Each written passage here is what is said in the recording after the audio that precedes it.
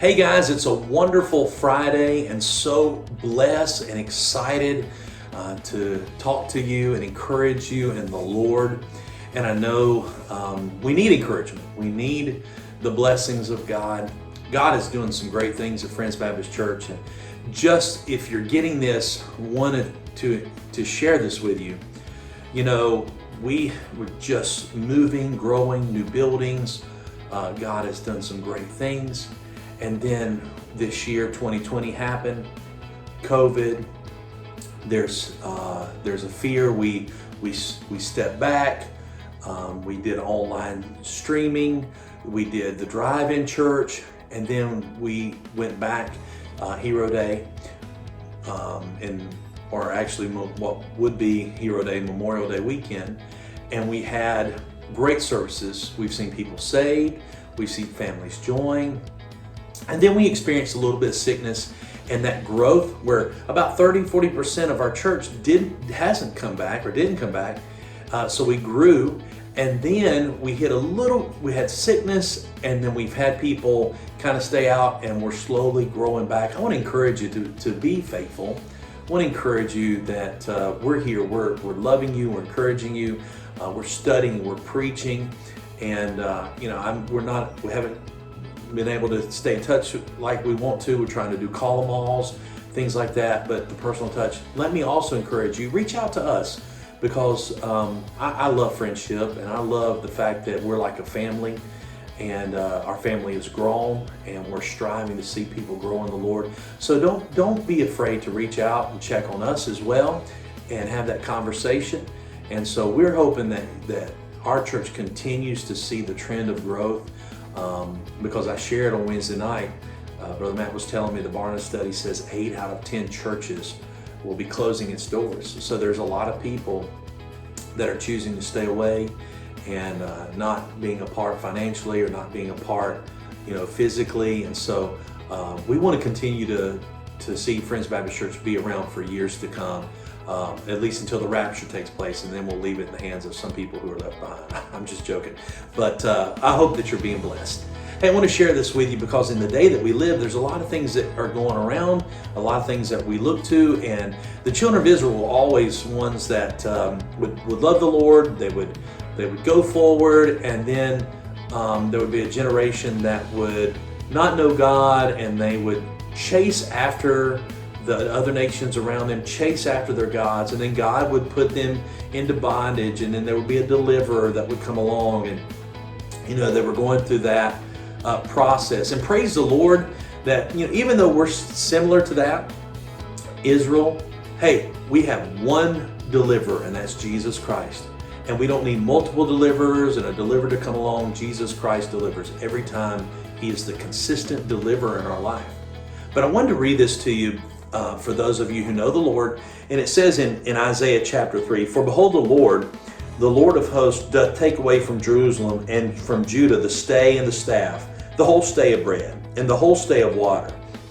He said, there's going to be some physical struggles, where you were blessed, and now I'm going to remove those blessings. And I want to tell you right now, America is going to see this. We're going to see the blessings of God withheld. We have been blessed. And I would even say today, I woke up, I'm blessed. I've got a family, I'm blessed. There are many things I'm thankful for. But it says that he's not only going to take away that, he's going to take away the mighty man, the man of war, the judge, the prophet, the prudent, and the ancient, the captain of 50, and the honorable man, and the counselor, and the cunning artificer, and the eloquent orator. And I will give children to be their princes, and babes shall rule over them. He said, I'm going to put those who are not wise, those who are not proven, those who are impetuous, those who, all of those things that children can be, even though they're innocent, there's a lack of experience and wisdom. He said, I'm going to put them to be over you. He said, and the people shall be oppressed, everyone by another. He said, the oppression is going to come from your neighbor. The oppression is going to come from people around you. As I read this, you're going to go, hey, that's going on in our country. And everyone by his neighbor. The child shall behave himself proudly against the ancient, and the base against the honorable.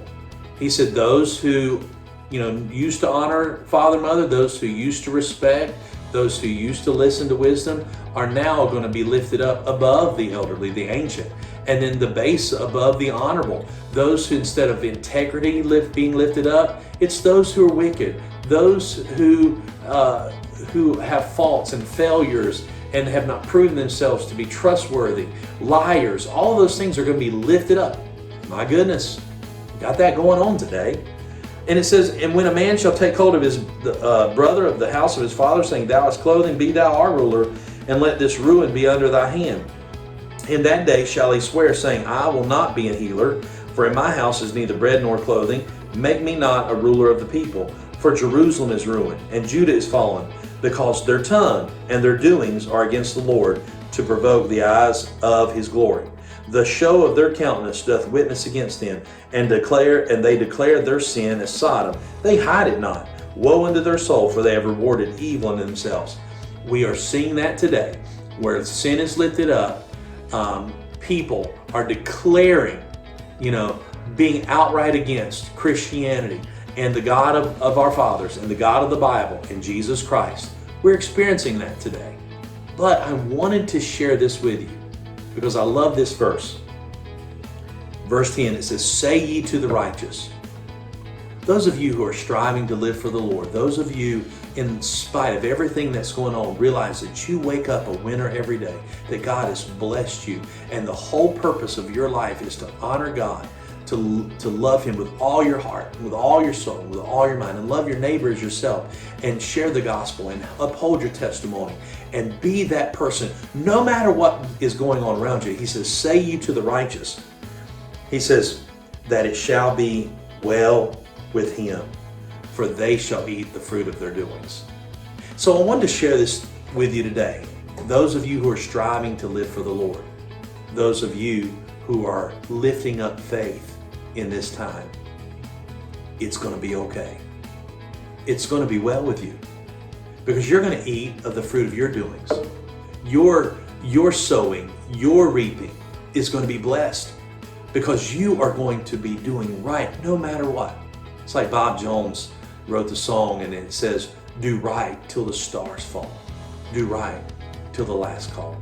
Do right if there's no one else who dares to stand by you. Do right when you're all alone. Do right though it's never known. Do right if you love the Lord. Do right. Do right. I love that song. That was one of the songs I sang when I was in elementary school. You know what? I would encourage you today to do right, because you're going to eat the fruit of that.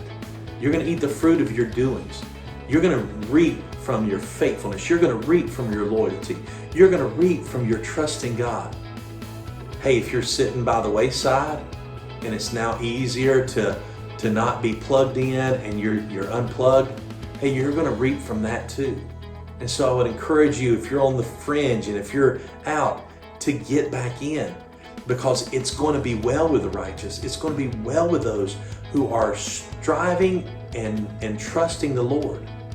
And it is a struggle, because we're seeing so many around us fall. I don't want us to be discouraged. I want us to put our faith and hope in Jesus Christ. The only sure, the only truth is Jesus. He's consistent, He changes not, and His word is true. Hey, I'm so thankful for you, and I hope that you have a great weekend. I'm looking forward to seeing you on Sunday. Until then, and from that point forward, live for the Lord and do right. Even when you're alone, do right. It's going to be well with you. You're going to be blessed. You're going to eat the fruit of your doings. Thank you, and I hope you have a great day.